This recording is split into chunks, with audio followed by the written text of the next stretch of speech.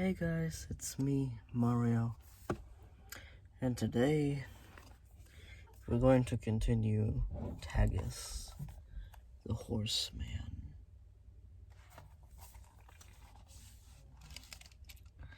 How you all doing today? I hope you all are doing good and fine. I am.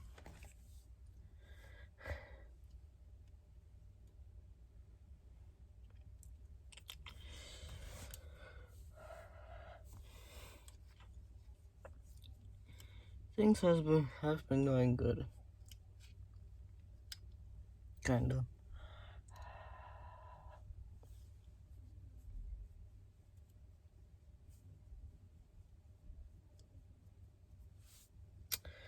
I miss hanging out with my friends.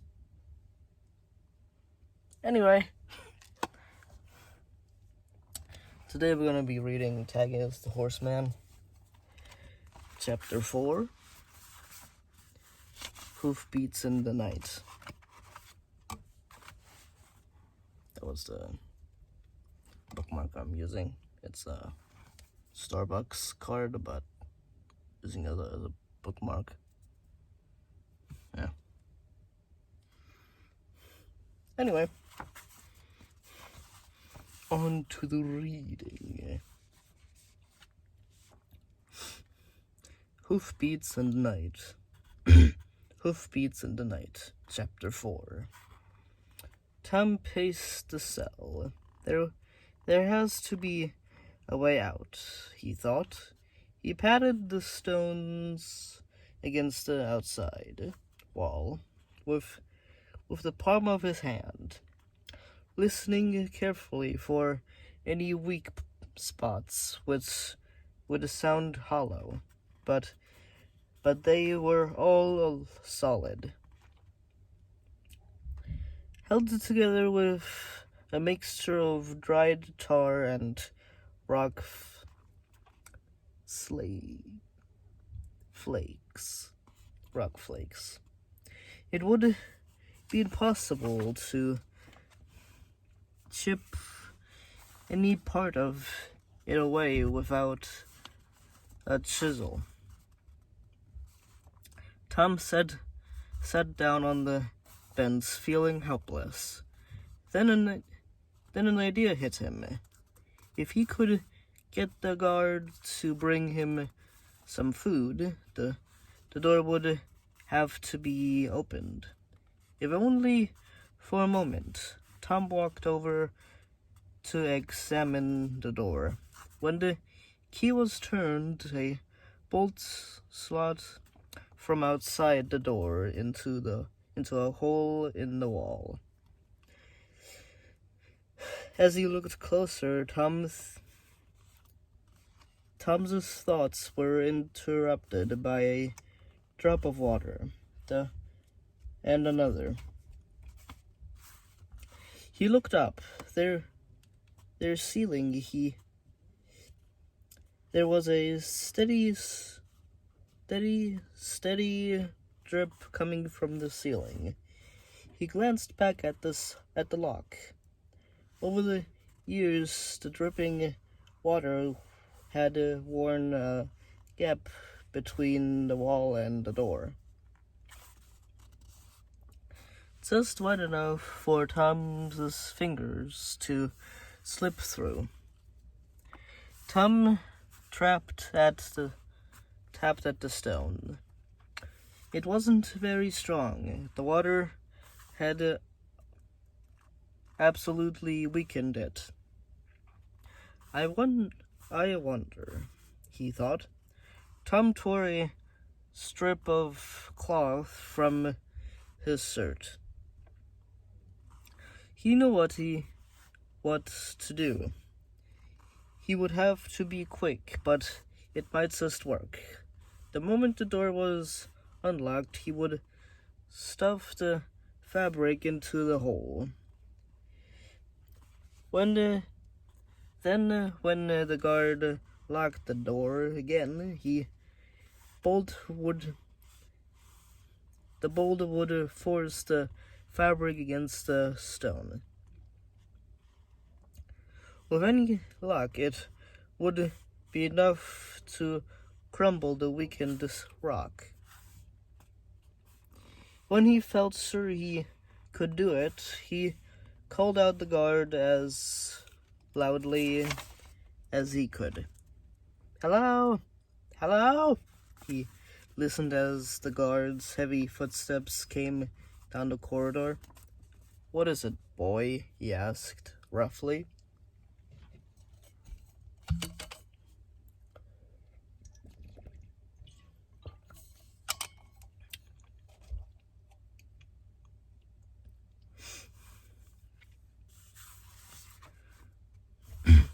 "I'm hungry," said Tom.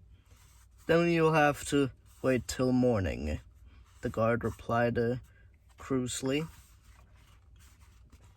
"But I haven't eaten in days."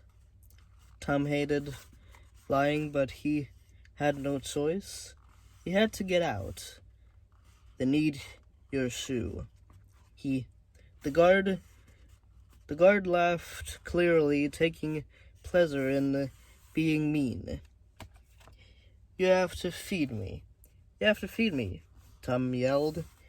"It's the law of Aventia that you treat prisoners with dignity."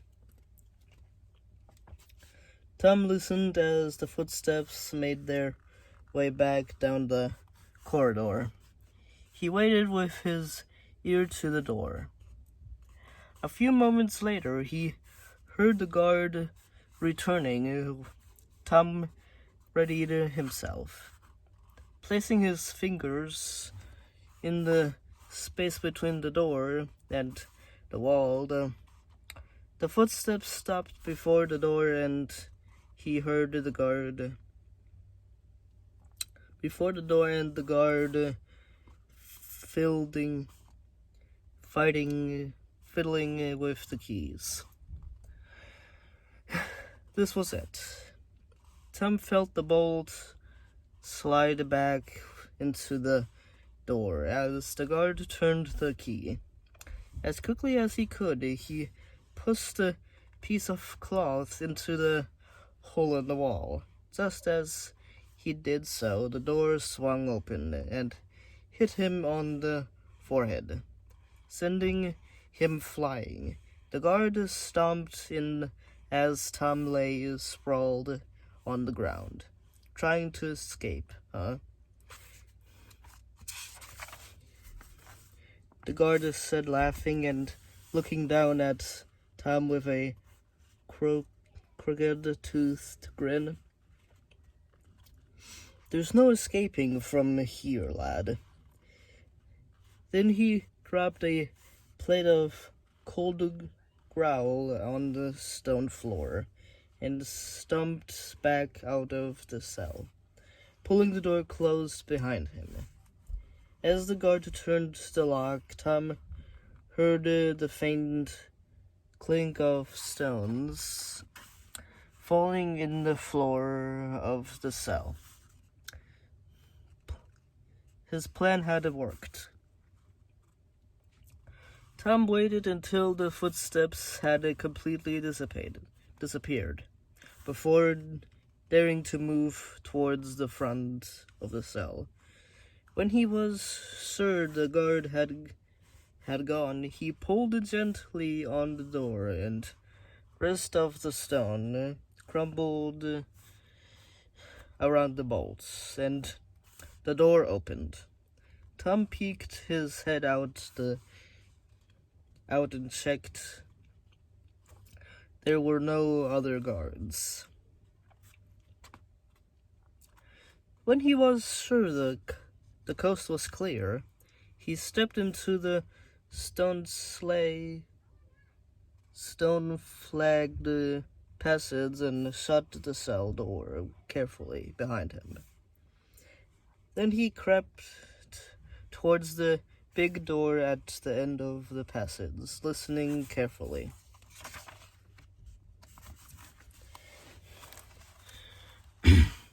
Everything was silent. At last he dared to edge the door open and peered through the crack. The room was empty, and in darkness. No guards were there. Tom slid into the room and closed the door behind him. Then he froze. The latch on the outer door was being lifted. Tom darted for the only hiding place he could see. A dark archway in one wall, not hall.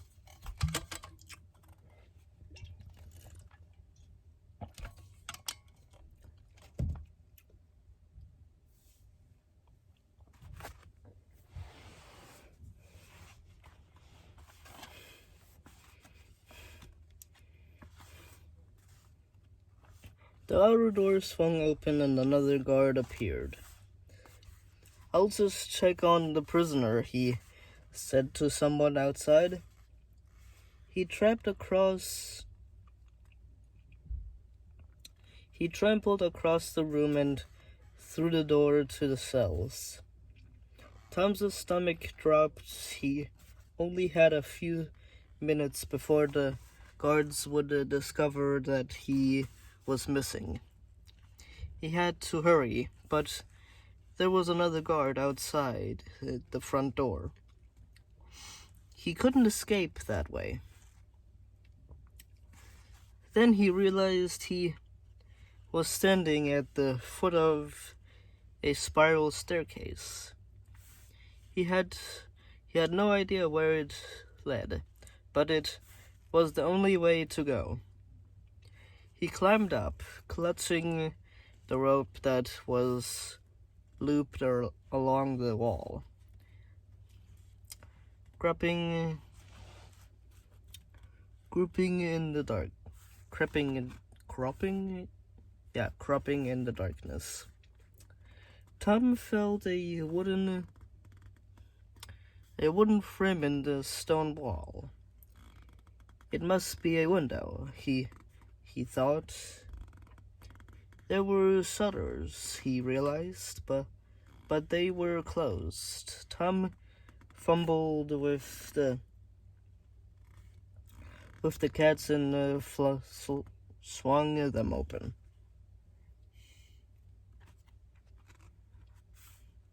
Just then the guard called out, "The boy's gone!" The other guard shouted frantically, "Over here! Maybe he went up here." Tom heard both men start up the staircase. He had to get out now. In the moonlight, Tom saw that the window led out into a small balcony. He climbed out of the window and peered over the rail. Down the street there were no other guards in sight. This must be the back of the prison. He thought he might be able to climb down, but the wall was sheer and there was nothing to hold on to. Now what? He asked himself. He had to get down fast. He would have to risk climbing over the balcony rail and letting himself drop into the street. But he didn't dare think what would happen if he broke a leg. Tom wished he still had his shield. Hence the free Darkta, it had the power to protect him. When jumping or falling from great heights, he was gripping the rail of the bleh.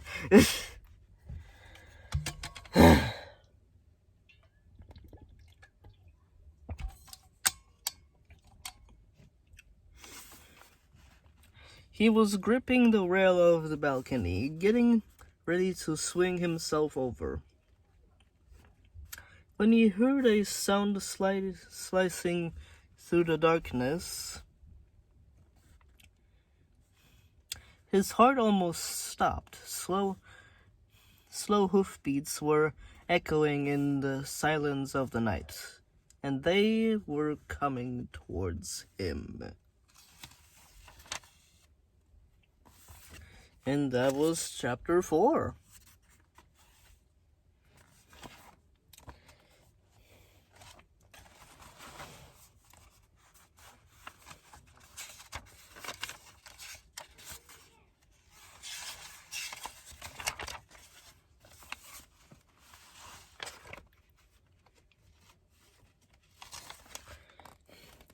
Here is Tom and the guard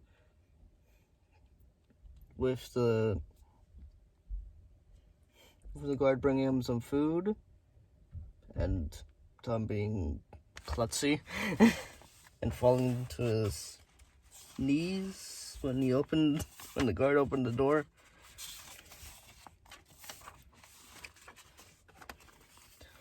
And here is Tom escaping the prison from a window in the middle of the night. And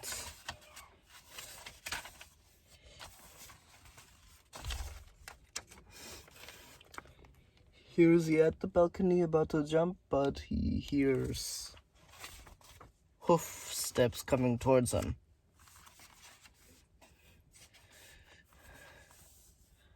Hoof steps. Yeah. That's not good. So I hope you guys enjoy my read through the Beast Quest series. And I don't really have anything else to say. But thank you for subscribing. And I hope you like what I make here.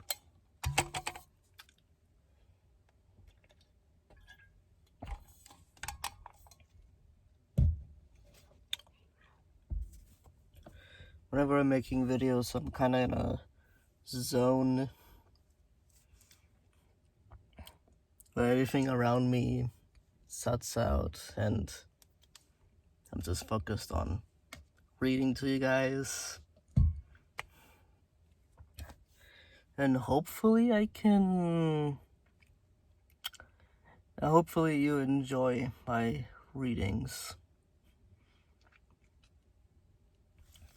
I'm the type of person who doesn't really like reading, so this is a good thing for me because I don't really enjoy it.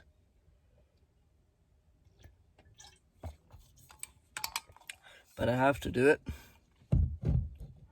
because reading is a part of life, and yeah.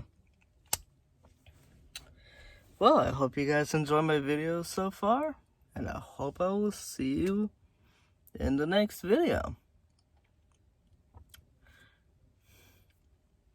You can ask me questions you have about Dragania and my other art in the comments below if you want to, because I want to do a Q&A, questions and answer videos.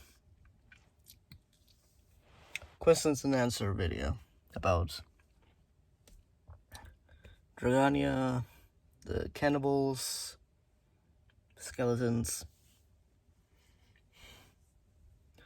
anything you see on my DeviantArt. Dragon Master Mario is... I can answer questions from there.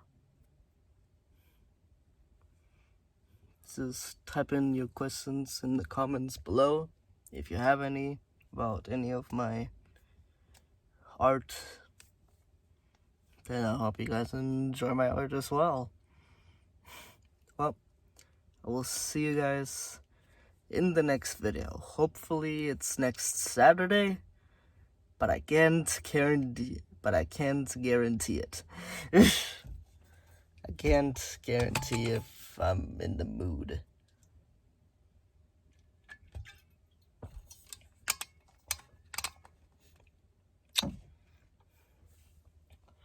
Well, we'll see you guys in the next one. Bye.